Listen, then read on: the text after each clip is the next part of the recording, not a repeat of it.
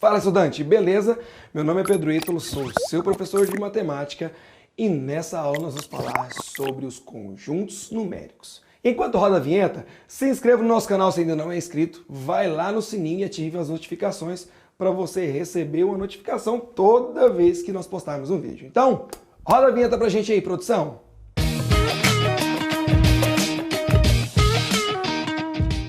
O primeiro conjunto que nós temos é o conjunto dos números naturais.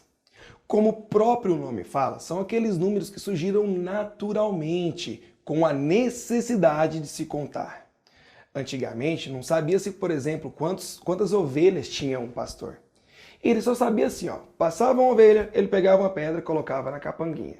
Passava outra ovelha, pegava outra pedrinha e colocava na capanguinha. E aí ele não sabia exatamente quantas ovelhas ele tinha, mas sabia que tinha aquele monte de pedra. Então, com essa necessidade natural, surgiram os números naturais. O conjunto dos números naturais é representado pela letra N. E quais serão esses números naturais? Serão os seguintes números: 0, 1, 2, 3, 4, 5, 6, 7, papapá, 1000, papapá, 1 milhão, papapá, 1 bilhão. É um conjunto infinito. Não tem fim. Então nós podemos representar o conjunto dos números naturais da seguinte forma. Observe que, se é um conjunto, eu tenho que ter o nome dele, que eu já te falei que é a letra N maiúscula. Depois disso vai vir seguido do sinal de igual e do sinal de chaves. Entre as chaves devem estar os elementos que pertencem àquele conjunto. E esses elementos devem ser separados por vírgula ou ponto e vírgula. No caso aqui nós temos o conjunto N dos números naturais, que são 0, 1, 2, 3, 4, 5, 6, 7 e essa reticências no final, indicando que ó, continua crescendo, certo? E vamos representar também o conjunto dos números naturais por essa bolinha aí, ó, conjunto dos números naturais. Beleza? Faz de conta que dentro dessa bolinha estão todos os números naturais que existem. Uma representação. Beleza? Depois disso, nós temos o conjunto dos números inteiros, representado pela letra Z. O conjunto dos números inteiros surgiu com a necessidade de fazer subtrações. Por exemplo, você começa lá no prezinho a fazer uma subtração onde o número de cima é maior que o número de baixo, ou seja, o minuendo é maior que o subtraindo. E eles chegaram a uma conclusão. Poxa, será que não é possível fazer 3 menos 5? Só existe 5 menos 3? 5 menos 3, 2. E 3 menos 5? Menos 2. Então, os números inteiros são o conjunto dos números naturais com seus respectivos opostos. Quem é o oposto do número 5? Menos 5. O oposto do número 10? Menos 10. Dessa forma, o conjunto dos números inteiros, representado pela letra Z, vai ser, vem do infinito negativo, aí ora vai passar pelo número menos 5, menos 4, menos 3, menos 2, menos 1, 0, 1, 2, 3, 4, 5, e vai embora. Observe que o conjunto dos números naturais está dentro do conjunto dos números inteiros. Por isso eu posso falar que todo número natural é inteiro, mas nem todo inteiro é natural. Por isso que nós vamos representar por esse diagrama o conjunto dos números naturais dentro do conjunto dos números inteiros. Depois do conjunto dos números inteiros, nós temos o conjunto dos números racionais, que é representado pela letra Q. Olha só essa definição de número racional. É todo número que pode ser escrito na forma A sobre B, tal que A e B pertencem aos inteiros e o B tem que ser diferente de zero. Que isso, professor? Que escrita louca é essa? Calma. Vou resumir. É todo número que você consegue escrever em forma de fração. qualquer número que você escrever em forma de fração que você conseguir, onde o de cima é inteiro e o de baixo é inteiro, e o de baixo não pode ser zero, porque não pode ser zero no denominador de uma fração, ele vai ser um número racional. Por exemplo, essa fração, 2/3. 2/3 é um número racional. Essa outra fração, -7/5. -7/5 também é um número racional. Olha o número 8. O número 8 também é racional, porque eu consigo escrever como 8/1, ou 16/2, que é 16 meios. Isso nos diz, então, que todo número inteiro vai ser um número racional, mas nem todo racional é inteiro, né? Todo inteiro vai ser sim um racional. Quer ver outro exemplo de número racional?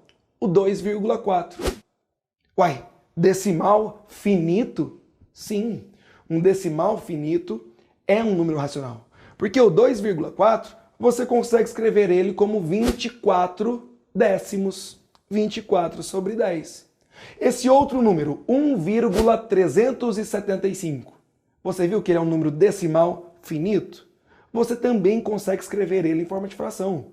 1.375 milésimos. O mais famoso 1.375/1000. Então nós já vimos que todo número inteiro é racional. Todo número decimal finito também é racional. Agora olha esse número aqui, ó. 0,333333333. Ele é um número decimal infinito. Só que ele é o que nós chamamos de dízima periódica. Essa dízima periódica, que é 3, pode ser escrito na forma da fração 3/9, que é 1/3. Olha essa outra dízima periódica, 0,1717171717. Isso é a fração 17/99. Tá um pouco confuso sobre dízima periódica? Assista a nossa aula de dízima periódica que você vai entender melhor. Porque toda dízima periódica, você consegue sim escrever ela em forma de fração. E se você consegue colocar em forma de fração, ela é um número racional. E as raízes exatas? Por exemplo, raiz quadrada de 25 é 5. 5 é um número inteiro, e inteiro é racional. Então, raízes exatas também serão racionais. Então, quem são os números racionais? Os inteiros, as frações, os números decimais finitos, as dízimas periódicas e as raízes exatas. Por isso que nós podemos escrever da seguinte forma: natural dentro do inteiro e inteiro dentro dos racionais. Mas se nós temos os números racionais, nós temos também os números irracionais, que são os não racionais. São aqueles, então, que você não vai conseguir colocar em forma de fração. Se dízima periódica é racional, porque você consegue colocar em forma de fração, as dízimas não periódicas você não vai conseguir colocar em forma de fração. Dessa forma, as dízimas não periódicas são números irracionais. Olhem esse número: 2,368759112 reticências. Eu não tenho um período, não tenho uma periodicidade, então é uma dízima não periódica. Dessa forma, é um número não racional, irracional no caso. As raízes exatas são racionais, então as raízes não exatas serão números irracionais. A raiz quadrada de 2, por exemplo, ela é aproximadamente 1,41. Vai ser um número irracional, porque é uma raiz não exata. Nós temos 3 números irracionais fantásticos, bem conhecidos. O π, que vale aproximadamente 3,14. O e, que é o número de Euler, que vale aproximadamente 2,71. E o φ, mais conhecido como número de ouro, da razão áurea, que vale aproximadamente 1,61. A letra que nós vamos representar o conjunto dos números irracionais é a letra I, e em alguns livros tem vindo a notação Q', para diferenciar dos racionais. Dessa forma, nós podemos montar o seguinte conjunto: natural dentro do inteiro, que está dentro dos racionais. Mas os irracionais estão de fora, porque irracional é aquele que é não racional. E depois disso nós temos os conjuntos dos números reais. O conjunto dos números reais vai ser o conjunto que vai unir todos os racionais com os irracionais. Então nós podemos representar por esse desenho. Natural, que está dentro do inteiro, que está dentro do racional, irracional está fora, e o real, pega tudo. Agora vem um extra para você. Dependendo da série que você estiver estudando, você não vai ser comum com esse conjunto que eu vou te falar agora, que é o conjunto dos números complexos. O que é o conjunto dos números complexos? O conjunto do número complexo vem surgir a partir das raízes de índice par de radicandos negativos. Por exemplo, raiz quadrada de menos 4. Não tem nenhum número real que você eleva ao quadrado que dá menos 4. Raiz quadrada de menos 1. Não tem nenhum número real que você eleva ao quadrado que dá menos 1. Agora olha o 5. O 5 também é um exemplo de número complexo, porque você pode escrever o 5 como sendo 5 mais 0 vezes i. Ou seja, a parte imaginária vale 0. Então esse é o conjunto dos números complexos. Dessa forma, nós podemos fazer a seguinte representação. Todo natural é inteiro, todo inteiro é racional, irracional de fora, real, unindo racional com irracional, e os números complexos, que vai pegar todo o conjunto dos números reais.